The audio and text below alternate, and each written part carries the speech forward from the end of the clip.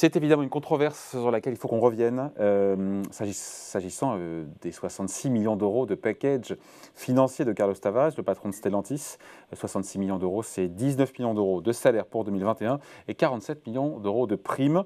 Les actionnaires de Stellantis qui ont voté contre à 52%. Bonjour Franck. Bonjour. Franck Dedieu, directeur adjoint de la rédaction de Marianne, content de vous retrouver. On va se dire les choses. C'est vrai que les compétences de M. Tavares, évidemment, ne sont pas en cause, ça c'est sûr. Stellantis est en super forme. Il n'y a qu'à voir les chiffres. Il a réussi une fusion qui a été jugée compliquée par beaucoup d'experts dans un contexte qui est chahuté en raison de la crise, notamment de la crise sanitaire. Stellantis, c'est 13 milliards d'euros de bénéfices, c'est 12% de marge opérationnelle. C'est l'un des constructeurs les plus rentables du monde. C'est quand même son œuvre à Carlos Tavares. Donc d'un point de vue, j'ai envie de dire, strictement économique, Franck, les résultats sont au rendez-vous. Est-ce que c'est vraiment déconnecté qui touche autant si vraiment la boîte va si bien? 4e constructeur mondial. La question, même si le montant choque, c'est pas évidemment qui choque tout le monde. D'abord, d'où vient le refus?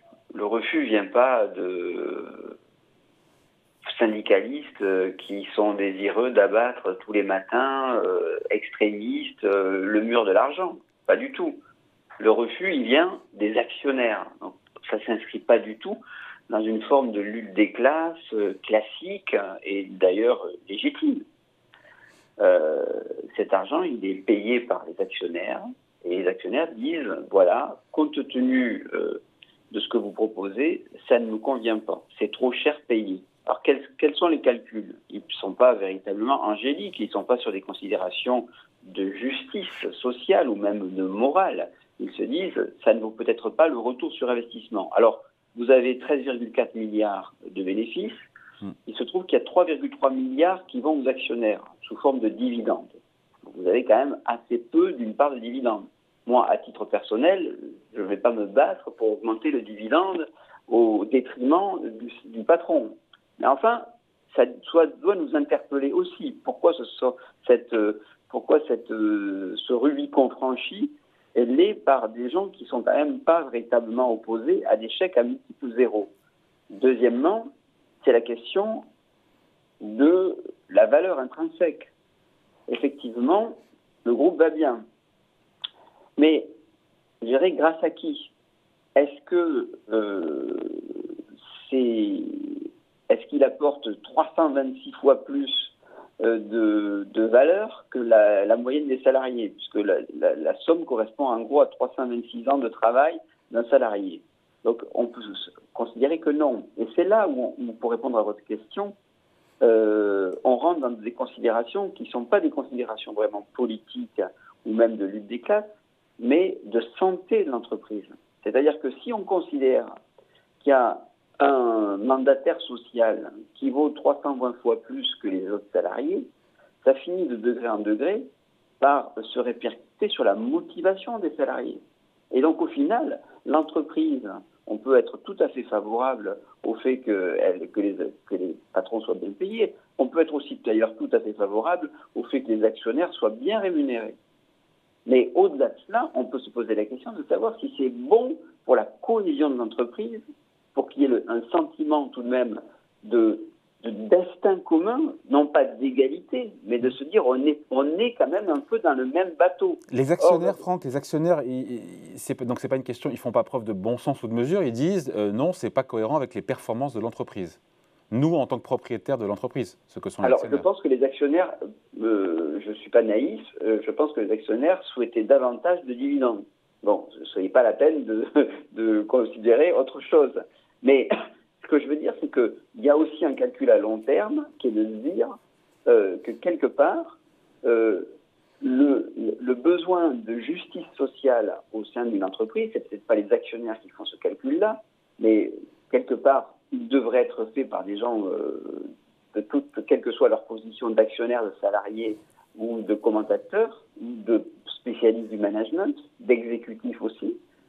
À partir d'un certain niveau d'inégalité, il y a un sentiment de ne plus faire partie du même monde et de ne plus avoir une forme de patriotisme du groupe. Et c'est là où j'en viens à l'essentiel. Parce que finalement, cette prime-là, ce chèque important, vous l'avez même dit, il vient d'une réussite, celle d'une fusion. Et d'expérience, ça fait longtemps que je regarde comment ça tourne les fusions. Parce qu'au départ, on nous vend des fusions entre égaux, ça ne se passe jamais tout à fait pareil. Il y a des batailles de pouvoir, de sièges sociaux, de fiscalité, de savoir où on met les investissements entre les marques. Là, ce que doit réussir un patron s'il veut réussir une fusion, c'est créer une sorte de patriotisme de groupe. Oui, il y a des marques différentes, oui, il y a des modèles différents, mais il y a peut-être quelque chose qui transcende cela et qui s'appellera Stellantis demain. Alors, la grande difficulté pour un patron, lorsqu'il réalise une fusion, c'est de créer une forme de patriotisme de groupe, qui est un sentiment d'appartenance à quelque chose de commun, à peu près commun. Bon, il ne s'agit pas de confondre ça avec un patriotisme d'un pays, évidemment, mais quelque chose de commun qui fait qu'on avance. Ouais. Et ce qui fait... Et là, c'est remis en cause par un tel déséquilibre de poids. Comment justifier que la contribution d'un salarié, elle est 326 fois moindre à la création de valeur que le patron? D'autant que les salariés, les salaires des collaborateurs ont vu leurs revenus, leurs salaires encadrés. Les ouvriers se sont vus octroyer, attribuer une hausse de 2,8% de leur salaire avec une prime et un intéressement de 4 000 €. Donc effectivement, il y a un côté de poids de mesure, quoi. Oui, voilà. Alors effectivement, je connais un peu les logiques, la réalité, la triste réalité mathématique. C'est que si vous renoncez à 50 millions d'euros, c'est pas ça qui va faire doubler le salaire ou tripler le salaire de tous les salariés. Parce que quand vous avez des milliers de salariés d'un côté par rapport à un seul patron, effectivement. Mais il y a une histoire de symbolique. Et cette symbolique, elle finit, et là je vais être, je dirais, presque dans une forme de compromis social-démocrate. C'est-à-dire qu'il y a un moment, il peut y avoir des intérêts divergents de classe. Si on réduit un peu les inégalités, ça fait quand même avancer aussi le groupe. C'est que les intérêts, si on pense que le capitalisme moderne, c'est quand même considérer qu'il y a une convergence des intérêts au bout d'un moment. Après, c'est vrai que si on compare aussi son salaire au patron de Toyota ou de Volkswagen, il est largement plus élevé, 6 fois plus élevé ou 2 fois plus élevé que le patron de Toyota ou Volkswagen. À ce niveau de rémunération, plus de 50 millions d'euros, on est sur les standards américains. Voilà, alors vous allez me dire, mais au fond, est-ce que Stellantis n'est pas sur des standards américains Exactement. aussi? Et est-ce que finalement, c'est l'échelle du perroquet, au fur et à mesure, on finira par se caler vers des standards internationaux? Et le standard international, c'est celui qui est au-dessus de cela. Moi, ce qui me semble problématique, vous avez parlé du Japon, on peut aussi parler de l'Allemagne, c'est que j'ai regardé un peu qui était membre du comité de rémunération. Il y a un membre de la famille Agnelli, puis il y a Henri de Castries, il n'y a pas que d'ailleurs, soyons honnêtes, il y en a 2 ou 3 ou 4, mais j'en vois notamment 2 que je connais un peu, c'est donc un membre de la famille Agnelli et Henri de Castries. Mais pour eux, si vous voulez, le problème de ces comités de rémunération, c'est qu'ils n'ont pas les mêmes références que nous. Ils n'ont pas les mêmes références que à la fois des journalistes, des observateurs, et bien entendu de la classe moyenne, bien entendu des salariés moyens de chez Fiat, de chez Peugeot ou de chez Citroën, et ils ne vivent pas dans le même monde. Donc si vous voulez vous confier à un comité de rémunération le soin de rémunérer sur la base de références qui sont totalement déconnectées du réel. Donc ça pose un problème. Et j'en reviens dans mon introduction à l'exemple allemand, c'est que chez les Allemands, au conseil d'administration, vous avez presque la moitié des membres du conseil d'administration qui sont le représentant des salariés. Et donc, ce sont des gens, je ne dis pas qu'ils sont tout le temps formidables, mais ils ont tout de même un peu plus des pieds sur terre. Quand vous avez plus du tout de salariés qui sont au conseil d'administration, eh bien, effectivement, vous risquez d'être dans un univers clos qui finit par avoir pour référence des standards qui ne sont pas ceux, je dirais, d'un être... comme vous et moi. Voilà, enfin voilà. Dites-moi Voilà. juste, Franck, les actionnaires, on l'a dit, le vote est consultatif, leur vote c'est important de le dire encore une fois.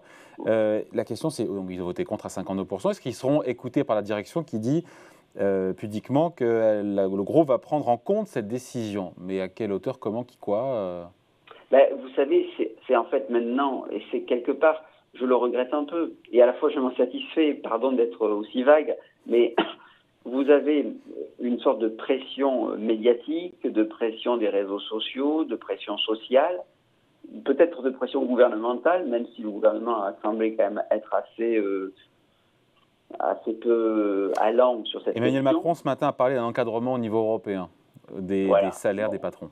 Voilà. Bon. C'est que finalement, c'est-à-dire que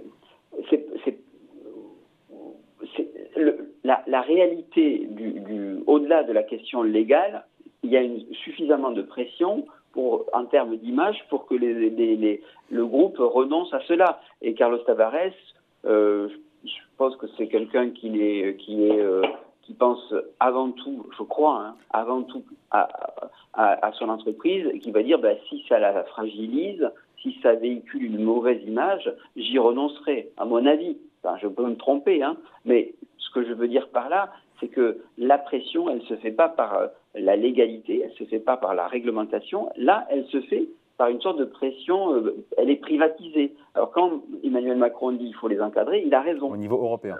Alors au niveau européen, oui, mais bon... Ça va être compliqué ça encore. C'est-à-dire que toutes les réglementations au niveau européen qui ont tenté d'instaurer des paradis, contre les paradis fiscaux, contre les minimums de pression fiscale, et donc pour encadrer davantage les salaires, à chaque fois, on finit au fur et à mesure des révisions et pour satisfaire tout le monde, par éraser les propositions un peu ambitieuses pour finir par quelque chose d'assez consensuel, d'assez mou, d'assez peu contraignant. Et finalement, on s'en retrouve que nous, comme en France, on fait partie des durs à cuire de la bande. Et ben finalement, ça change pas grand-chose. Alors vous allez me dire, mais oui, mais c'est de droit néerlandais. Bon, d'accord. Mais bon, tant mieux, faisons-le. Mais je crains que ça aboutisse à des l'eau tiède. Bah oui. Bon, qu'est-ce qu'on peut lire tranquillement dans ce week-end de Pâques en lisant Marianne? On voit la couverture. Non, ce n'est pas le remake de 2017. Voilà, on a comparé pour chacun des sujets, à la fois des personnalités, des programmes, des contextes socio-économiques et sociologiques. Pourquoi finalement les conditions, les termes du match, du duel entre Macron et Le Pen ont largement changé aujourd'hui par rapport à 2017. Je vous encourage la lecture, vous allez apprendre plein de choses. Voilà, à lire tranquillement ce week-end. Merci beaucoup Franck Dedieu, directeur adjoint de la rédaction de l'Hebdomadaire. Merci beaucoup David. Merci Franck. Au revoir.